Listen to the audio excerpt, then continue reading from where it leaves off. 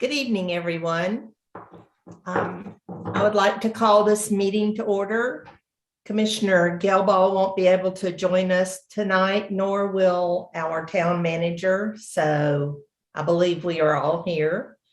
I would entertain a motion for someone to approve our agenda. I'll make the motion. One of you raise your hand. Motion to approve the agenda, please. Thank you. We have a motion to approve the agenda. Is there any discussion? All those in favor, Amanda, will you please take the roll? Ben? Yes. Greg? Yes. David? Yes. Barbara? Yes. Thank you. And you have in your packet, or that was sent separate, the consent agenda. I will also ask for a motion to approve that. Greg. I'll make that motion. All right. Any discussion? All those in favor, Amanda, if you'll do the roll. Ben? Yes. Greg? Yes. David? Yes. Barbara? Yes. Okay, that is approved. And now is the time for public comment. I understand from Amanda, we do not have any public comment for this meeting. So we will move on to reports. For the mayor's report, I just want to take a moment to express my condolences to town manager Paige Dowling in the loss of her grandmother, and also to town clerk Amanda Murata in the loss of her grandmother. Both of these ladies will be greatly missed by their families and all that knew them. So I'm so sorry. And the only other thing I have is that I want to mention that October is Breast Cancer Awareness Month, and early detection is very important. I know because I'm a breast cancer survivor. So ladies, please see your healthcare professionals and schedule your mammograms. Thank you. And that's all that I have. Barbara. That's why I've got my pink on. Breast Cancer Awareness Month. And I haven't had that, but I have had family members that have. And I'm glad, Linda, that you did so well.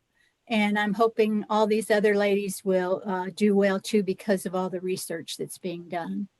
Also, we had our 2 forums, Monday night and last night. Monday, I had a little glitch when I lost my train of thought, but I think I did okay. And last night went very smoothly. We didn't have a large group, but we had about 25 to 30, I think, were there. And that was a very nice evening. Just still concerned about the businesses in town, but a lot of traffic has been coming through, and I'm seeing that they're having a lot more business. So I'm happy for them for that. And that's actually about all. Thank you, Barbara. David. I do not have anything today. Thanks. Okay, thank you. Greg. Yeah, thanks for participating in those forums, Barbara and Mary and Abstentia. Those were very informative and I enjoyed watching. Glad to hear that the Tubman exhibit will be extended through January, I believe. Is that right, Mayor? Yes. So that is very positive, and that's about all that I have. I'm looking forward to our discussion about the ARP funds. Thank you, Greg. Ben. Hey, good evening, everybody. I just also wanted to echo the how excited I am for the the candidates we have for the town board and the forum. I think it's so great to get that we're having these forums, and it's exciting that we've got 4 people interested in 2 spots to participate in the town of Sylva and local government, and that's very exciting. Other thing, I think all of y'all saw the story in the Sylva Herald about the social work intern. And I think that's a great start for kind of trying to, adjust or improve, augment, however you want to say it, the way that policing is done. Taking the goal is always to, the police officers do the job they're trained to do, and maybe bring some other folks in there that are better at doing jobs that the police officers are winding up having to do because no one else will do it and they're not necessarily trained for it. But I think also that the training and having a social work intern will kind of help officers deal with certain situations and follow up. So I'm super excited about that. Just to update on the COVID situation, the ER is still super busy. The last time I worked several days ago, cases are going down. The Tuasa Delta variant in the sewage water has gone down. That's all reassuring. We're definitely on the downslope. We're still getting cases. Vaccination is still the best way to prevent getting sick in the first place. And vaccinations have gone up. They still have a ways to go. I'm excited that they just approved the booster shot from the Moderna, which I got. So I'm looking forward to getting the booster. And also, I think we're getting pretty close to children ages 5 through 11 having access to the Pfizer vaccine as well. And so that's coming soon. So all good things there. And just want to encourage everybody to stay safe out there. Wait, sorry, one more thing. Just, I almost forgot. Harriet Tubman, I'm really excited that also Harriet Tubman is going to be extended for into January. And just to let you all know, there was a journalist out here this week doing a story on the statue and interviewing the sculptor. It's going to be really exciting, and I think that these are the kind of things that really help promote the town. Here's an example when it's broadcast in and also in Asheville, and so it helps. Things like this help put on the map in a very positive light. I'm excited to see that. Okay, now I'm done. Okay, thank you, Ben. We'll move on to the manager's report. Amanda, do you have anything to add for Paige other than what you sent us about from her about the ordinances? Everybody, please take the survey for Karen from Withers Ravenel, and we are later in our meeting going to change our next meeting date. Time a little earlier so she can answer some of our questions. So please go through those ordinances. They're so important. Let's get it right the first time we do it here. All right. Other than that, I don't think we have any reports. So we'll move on to new business, which is the American Rescue Plan proposal process. And before we get started, I just want to remind everybody that the School of Government is offering some really good classes, webinars online, they're virtual, for everyone to go in, all elected officials. And I spoke with Russ Harris at Southwest Commission this afternoon. He is sending links out to everybody again so that you'll know the last 3 pertain to things that I think our board would be interested in. So look for his email to come out about that. And I'm basically going to turn this over to Lynn and Amanda. They have put together a process that we can start with. This will start our discussion, and then we can add to it or take off from it.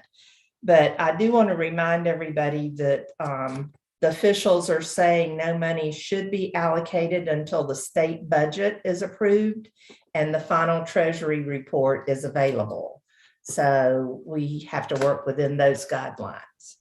But Lynn, do you want to show us what you've been working on. And Amanda, if you can share that on your screen.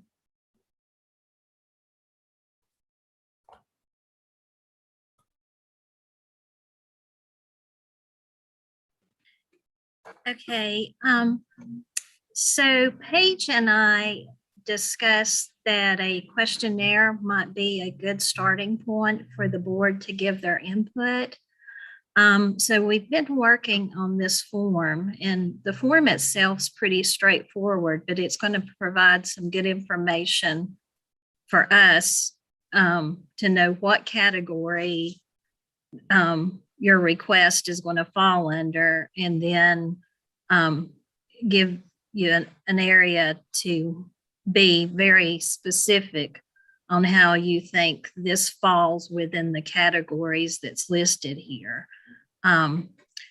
It's going to, first of all, it's a standard form instead of everybody trying to send us just emails of different requests. So I think that would be good. Plus, it's going to be a good source document for record keeping down the road.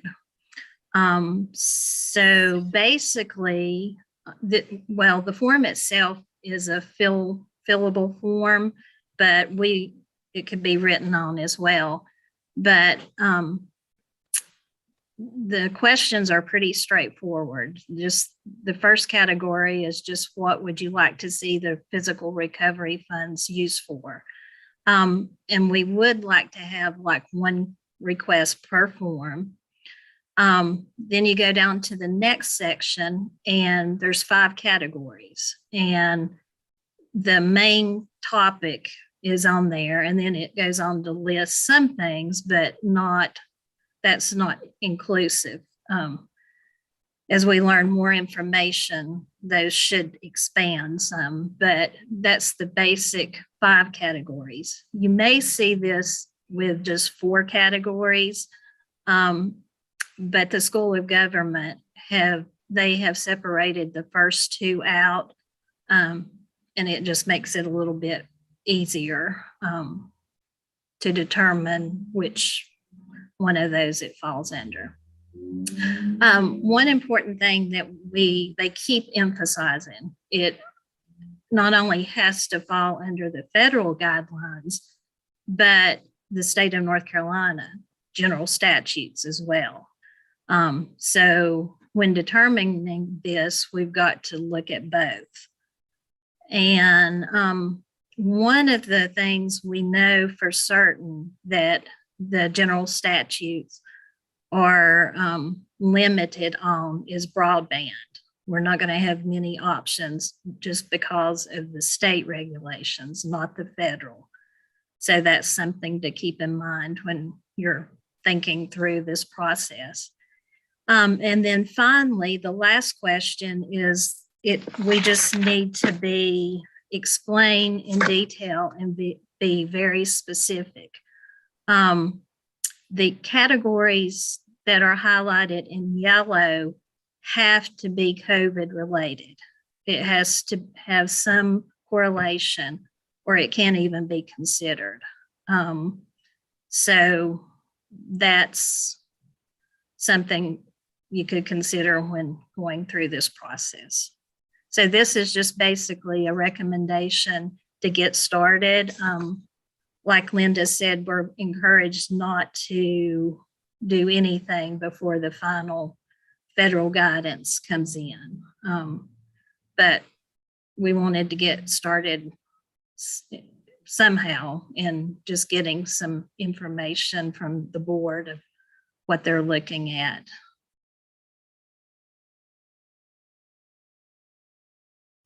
Amanda, can you make that any larger? Can everybody see that well enough to see the categories, or?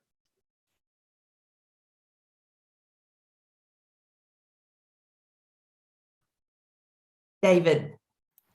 So my first question is that this is a forum or a form that we would also be making available to the public for the public to provide the input, because I think that's like the most important And I think step one for us, even beginning discussions on what we would like to see what we would like to see the funds used for, is that we have a period of time. And I've been reading about other municipalities and counties who have had a proposal process like this. Durham's, I think, was 5 months they had it open for. And then I think it was either Rutherford County or maybe Buncombe County. They had a much shorter period, but a lot of counties and municipalities have already had a proposal process that in some cases has even been completed. So I think we're a little behind maybe on that. I know we can't spend any money yet, but I think this is like what we need to do before even we have too many discussions on what we want to do with it, because really this is for our community. So it'd be nice to sort of, I think this form is perfect. I mean, this is exactly what we need. And I think, getting this out to the public with, like on our website with the guidelines that we've already been given, so people can go ahead and begin this sort of brainstorming process and be submitting ideas over the next number of months as we kind of start brainstorming and putting together our ideas. So I think it's excellent form. I think it's perfect. I would mention before I ask for other things that, David, all of those that you mentioned are entitlement cities. They got their money before we did, and they have different rules than we do, as do the counties. So as non-entitlement, we have to be a little more careful with how we put out information to the public and ask them for input. So does anyone else have something they want to say about this form? Do you think it addresses everything? How are people going to know if it's COVID related? Do you have any suggestions on that, Lynn? Or there's things that could be, kind of off the wall suggestions, or how will we determine the things that you have marked in yellow? Well, that's just the thing. We need the individual's input of how they think it's COVID related. Then we're going to have to try to figure out if the justification is there. I mean, it's just got to be well documented, and then we'll have to determine that through the information we get, and we're going to have to go through the School of Government and different sources to ask these questions, if they think it's enough for the justification. So just in terms of housekeeping, if I have a number of things on my list that we could request. So you want one thing per questionnaire. Yes. You don't want to list all of that stuff on the same form. You want one form for each thing and try to pigeonhole that into the COVID guideline. Yes, that would be good. Okay. Also, they've mentioned in some of these meetings I've been on, you've got to be careful if it was something that was pre-existing prior to COVID.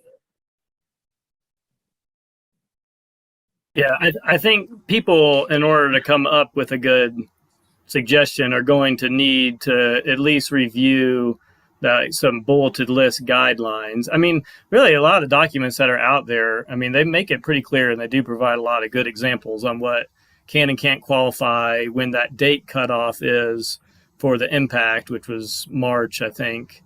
So, I mean, yeah, they'll need more than just obviously this form, but even the guidelines that summarizing guideline that Paige sent out in that last email with a lot of the rules and regulations, I thought was really helpful.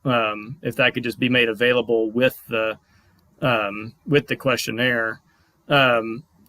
The other thing that I think a group might want to do, and maybe we want to have a separate form for this, is if like this works good for an individual with a recommendation, but what about like a nonprofit that wants to apply for actually them receiving some of these funds? Like if here or someone like that wanted to apply for ARP funds, should that be a different form for that sort of request? Lynn, I'll let you answer that if you can. Or Amanda. I'm still thinking this form would be good. And just be detailed on the information. Now, we have found out through the state, we're not going to be able to directly give any funds to like nonprofits and stuff. It has to go through a nonprofit to do that. So there's some restrictions there, and that's based on the state, not the federal guidelines. So go ahead. I missed that. Can you? So we can't give it to a nonprofit unless it goes through a nonprofit. What was that? Explain that again. I missed that in anything ever. Yes, we cannot distribute funds directly from the town to a nonprofit. And that is a state law. For this money? Yes. Yes. So if a nonprofit's interested in that, they would just fill out the information, and then that will have to be determined through, if we wanted to go through another nonprofit to provide that money. But this is getting very more detailed than I'm prepared to talk about, because we're just now learning this stuff through the meetings we're attending. So I think, but they could put their request in, and then that request starts this process, and then we can start examining what we can do and can't do, and then we can get back to the board with more details. Did you have something to say, Amanda? Yeah, I was just gonna say, we're looking for a process to come up with these project ideas, not necessarily for people to start applying for money, but if the project is to then create a plan for dispersing money to something, then it would be project idea based. So that's what this form is for, because we're going to ultimately, staff's going to have to take every single request that comes in and evaluate to make sure that every line item is, meets all of the different standards. So it's more of a broader idea picture on this form than somebody just being very, very specific about, I want $500 or something. So tonight we're looking for information and feedback if this form would meet what you all like in order to be able to put it out to the public or to put it out to the board. We're looking for your feedback right now on the process to gain information. I had a suggestion. I think somewhere on there, the name of the person or the name of the organization and a contact, either email or phone number, needs to be on the form. Oh, it's down there. We didn't see it. Yeah, I can't get the whole thing to show up. Okay. Yeah. Yeah. And it could also have what organization, like if I filled out one and said town board member and put my email, or if here fills one out and it's Bob Cochran or whoever is there, we need to collect that information. So Lynn or Paige or Amanda can question them or talk with them. Does that sound like a good idea? Yes, that's why we had that down there, but I could add name or organization. Yeah, that'd be good. And if everybody's good with the items that are on here, would it be good for a trial if Greg has some items he wants to send in, or if Barbara does? If we fill out the form and give it back to you, would that give you input to see if your form will meet all requirements that you need, or will you need to add some other things? Like, I don't know. I know it's a big process, and I know, I just want to say, I know that our town staff has been working, since May or sometime, almost daily on webinars trying to figure this out. So, Yes, I Let's get think it started. would be good to go ahead, and if they wanted to start sending in the forms, we can start getting an idea. And while we're attending these school of government meetings over the next 3 weeks, if we have that information, that might be, we could kind of tune in to that, like get more information as we're going. So I think that would be a great idea. yeah. Do you ask questions on those school of government things? Because I am going to attend some of those. Will they give you guidance if you say, well, can this be used to pave a parking lot?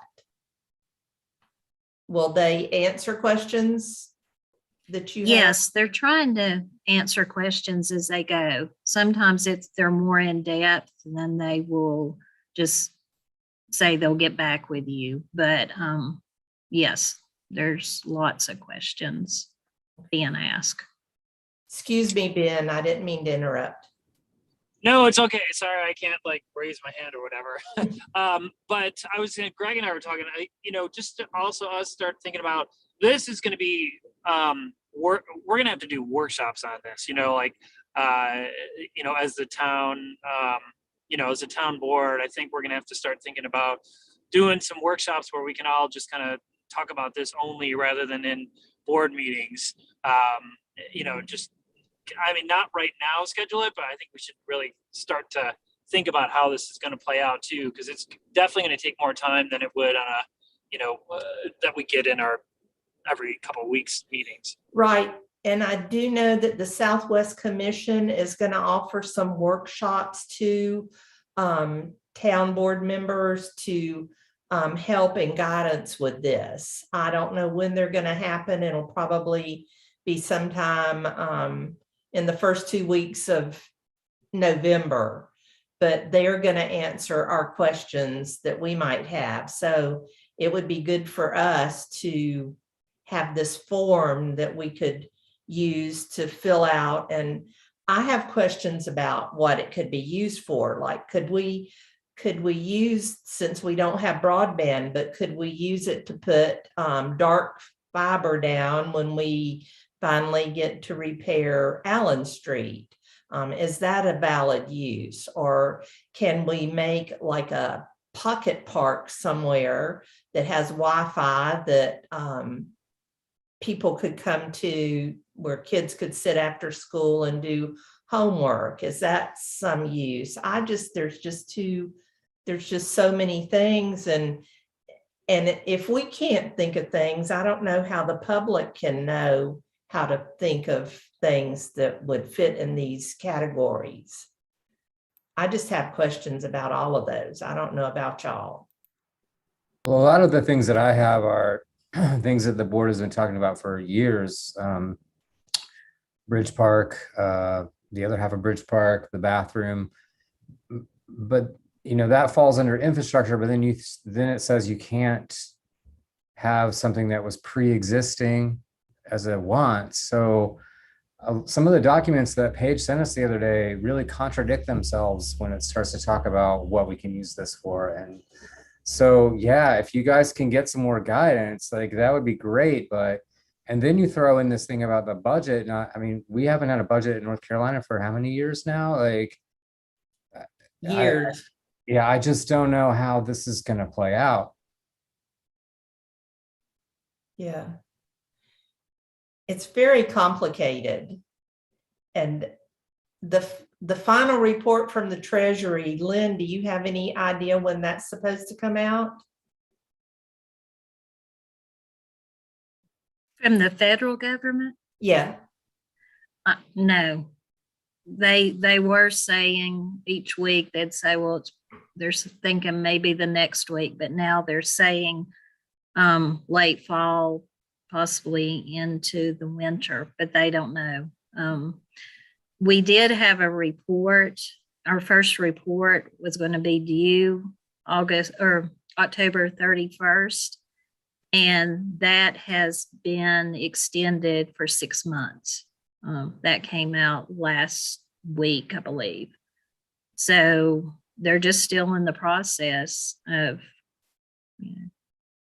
going through all these recommendations and coming up with the final guidance. So nobody knows really. Well, we can certainly.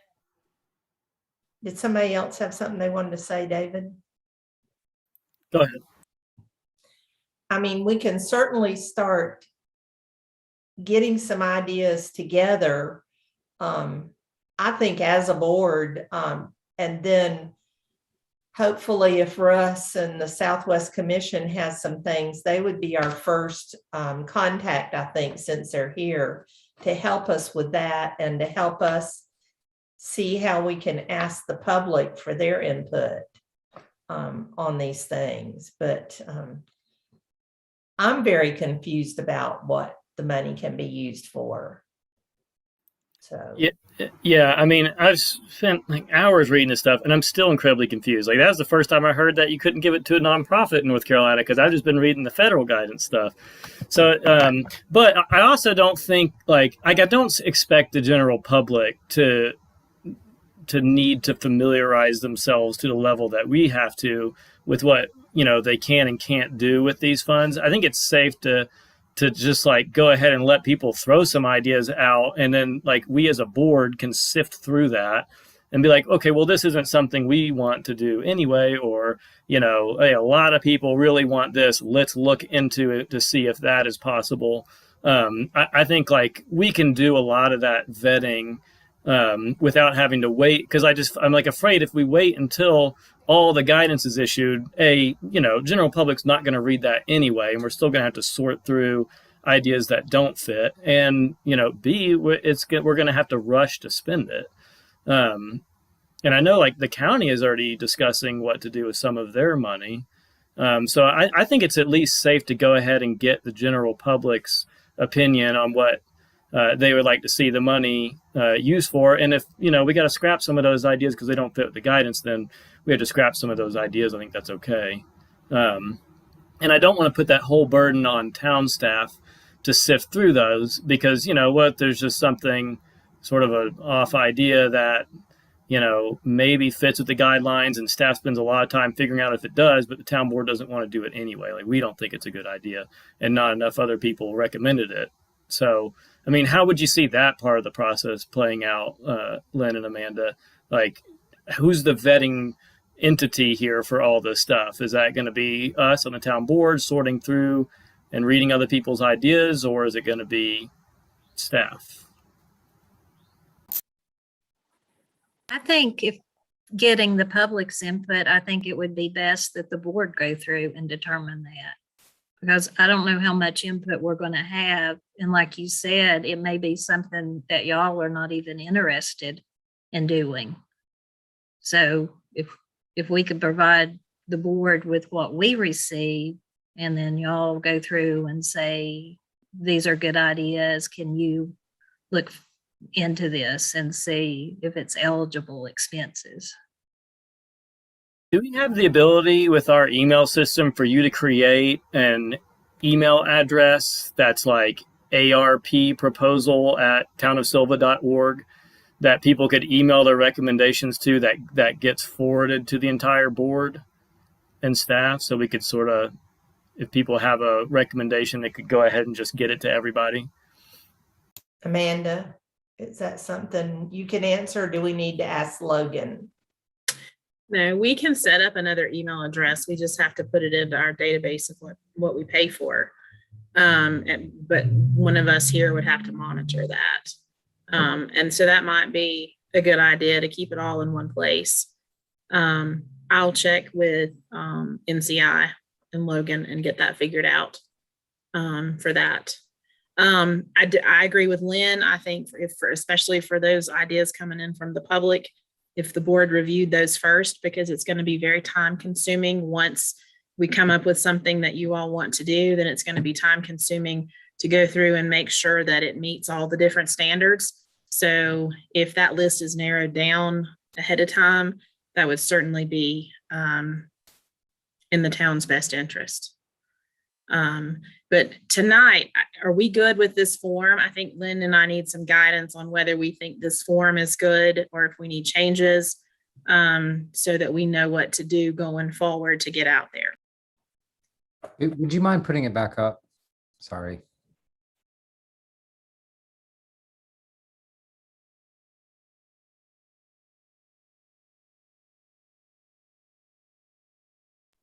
Can you see that now? Can't Yes. see the top, but I was just wondering about the language on the bottom. Thanks. does anybody want to add anything? Do you think the name should include the organization? Yeah, I think name or organization. I wonder, it's like, explain how your request is a direct result of or impacted by COVID. I feel like there were some examples in the federal guidelines they didn't really, like, there was something that did not have to be directly tied to COVID, right? Like there were things that impacted communities that were disproportionately affected by COVID, but not necessarily, the goal of that proposal had to do with remediating the impacts of COVID directly. You know what I mean? I think the language is fine. I mean, yeah. I think the ones in yellow are the ones that have to be a result or impacted by COVID. That's what that says. If it was like you were saying, the community, but it might need an asterisk or something that says that it's just those. Is it just the ones in yellow, Lynn, that are directly, that they have to answer this? Sorry, I see that now. Yeah, it says the categories highlighted in yellow must have a direct correlation to COVID. Okay. And otherwise, right, they don't have to have a direct. Now, the lost revenue one, we aren't eligible for those. Like, that was a whole separate set of rules.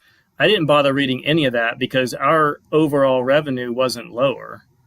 So I didn't think we qualified for any of that, any of those reasons. Actually, there is a formula to calculate that. And I think we will have a little bit. I'm just waiting for the final guidance to come out on that. You can actually do that for 4 years. However, because we've had a reevaluation, they don't take stuff like that into consideration in the interim guidance. They said that there may be a possibility they look at that in the final guidance, but I would say if we do have some, it's probably just going to be that 1 year if we can't, with the reevaluation. But it's not a lot, but it would be a little bit, and that money can actually be used for anything. But it's a little confusing what needs to be included in that and what has to be excluded. And basically any federal grants does have to be excluded, which we had the money, the Fisher Creek money that we received, which is federal money. And I was hoping when that was initially that we could include that in there, but they're very specific that has to be excluded. But there could be some changes, so we'll just see with the final guidance. So that category would just be for the city. It wouldn't be one that the public would have any input on, or what? Basically, that's the one with the least restrictions that I see. So things that didn't fall within the other categories could be considered for that. But it's not a lot. I mean, initially I've calculated, and here again, this could change, but it was about $40,000. But I would like to revisit that when the information comes out and just make sure I've done what I need to do to calculate it. But that one would be, it has the least restrictions to it, but it's not a whole lot of money. And like I said, we can do that for 4 years. You determine that in December. So I would, I'll look at that every December and we might gain some, but I doubt it.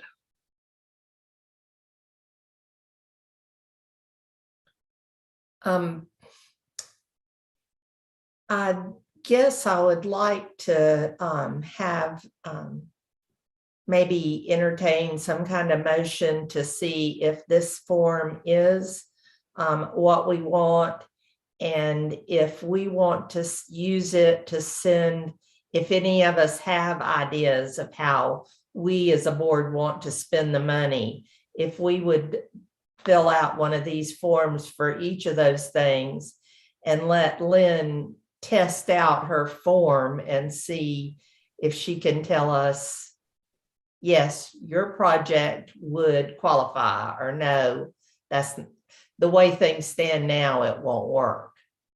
Is that something that y'all would want to do, as approve this form for us to use and then to be given to the public on a website or wherever? So you want to do a trial run for until like the next meeting, or for like the next Thursday meeting, and then we'll officially adopt it if it worked well? Yes, that sounds like a plan. If you want to make that a motion. Does that need to be a motion? All right.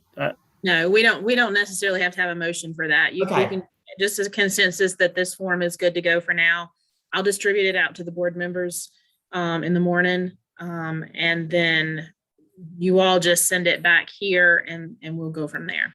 And that way y'all can tell. Sounds good to me. Go ahead, Ben.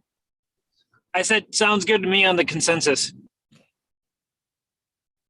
And that way it might show you things you're missing on the form that we need to add to it before it goes to the public, or that it's good to go. Is that okay? All right. Sounds like a plan. Everybody, if you've got things to send, when Amanda sends that tomorrow, just go ahead and send it back to her. Okay, we will move on to our next agenda item. Change the time of the October 28th, 2021 regular meeting to 8:30 a.m. And this is, as we just quickly discussed, to allow Withers Ravenel to be part of our meeting and answer any questions that we might have about anything they've told us about the ordinances. I do hope that y'all will do the survey that she sent. And if you do have questions or anything about the ordinances, I know I do, David, I think you have. So please, y'all read through them, send your questions to Paige, and you can include John and Karen Mallow also if you want to, but they want to see if they're in the right direction. Are they pushing us too much? She said she sent tons of stuff to us last week or at our last meeting with the planning board that we had to try to digest. So if you're having problems digesting it, put that down too. So I'll entertain a motion for us to change the time. Make a motion that we change the time of the October 28th regular board meeting to 8:30 a.m. Any other discussion? All those in favor, Amanda, if you'll do the roll, please. Ben, Yes. Craig, Yes. David, Yes. Barbara. Yes. All right, so put that on your calendar that we will have our next board meeting will start at 8:30 a.m. Seeing no further business on our agenda, it's time for our adjournment. Do I have a motion to adjourn? I motion that we adjourn. Thank you. We have a motion. Any discussion? All right, Amanda, will you do the roll call? Ben, Yes. Greg, Yes. David, Yes. Barbara. Yes. We are adjourned. Thank you, everyone. Have a good evening. See you all.